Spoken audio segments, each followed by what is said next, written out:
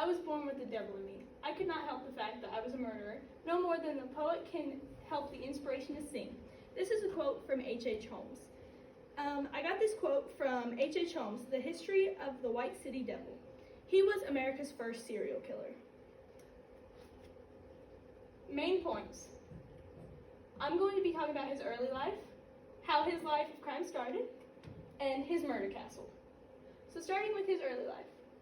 He was born May 16, 1861, to a very normal family. He didn't have any siblings, and that resulted in him being very spoiled. He was born in Gilmanton, New Hampshire, and he had little to no friends, and the friends he did have, he ended up scaring them off. Family. He came from a very wealthy family. His dad was a doctor and his mother was a nurse. His parents bought him everything he wanted. That resulted in him being extremely spoiled and having a very high sense of entitlement, and so no one wanted to be his friend because no one wants to be friends with a spoiled brat. They paid for his medical school when he started showing interest when he was 14, medical school. He became interested in medical school when he was 14. He enrolled in the University of Michigan Hospital, and he transferred schools for being caught stealing. He stole a bunch of equipment and also cadaver bodies, which are the bodies that they do like surgeries on to practice looking at the insides and stuff. That is the school he went to first, but he had to transfer. He started his life of crime. He stole cadaver bodies from medical schools. He killed animals for surgery. He stole a bunch of people's pets, and he would cut them open in his backyard and make like diagrams of all the body parts, and he kept them in his basement. He killed one of his friends, his only friend that he ever made, like from this part of his life, he killed so he could do surgery on the body and figure out what the inside of a human body looked like. He seduced women and killed them and raped them and mutilated their bodies. He found all these women at his university, and he would walk around and he would kill them. That is the pharmacy he worked at.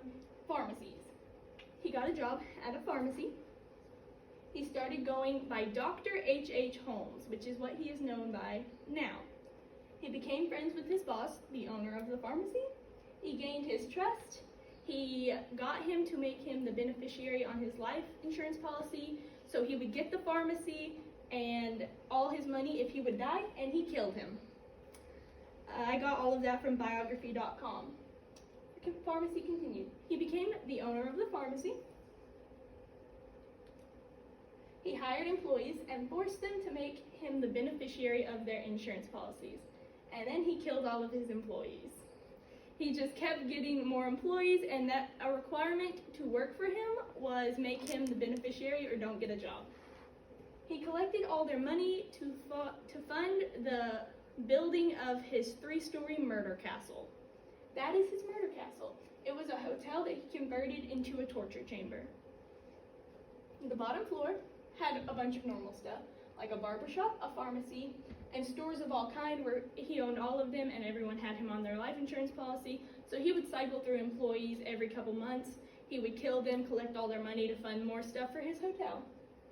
The middle floor had living establishments for him, and he would only kill you if you were attractive enough for his standards. So all the ugly people got to stay on the middle floors. And he had 4 bathrooms, 3 kitchens, and 2 storage rooms for all of his equipment to take care of the regular rooms and to help disguise the fact that it was a torture chamber. The top floor was the torture chambers. There was gas chambers to help choke all of his victims.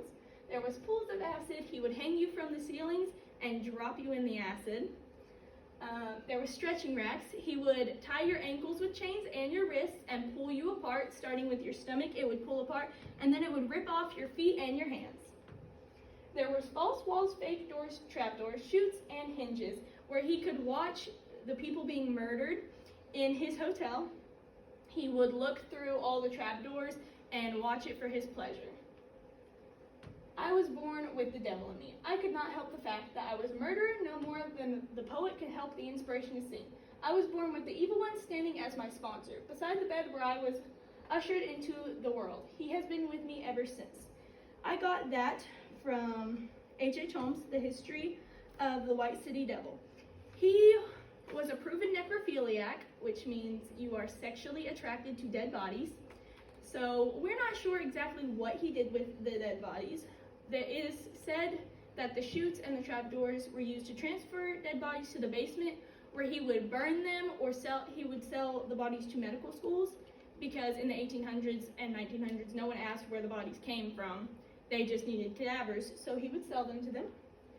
In conclusion, H.H. Holmes was one of the world's most notorious serial killers in the United States. Despite having a normal childhood, he still turned to a life of crime and murder. He was a necrophiliac, and he was a con artist. To this day, he was the only serial killer to ever use a hotel as a location for torture. Thank you.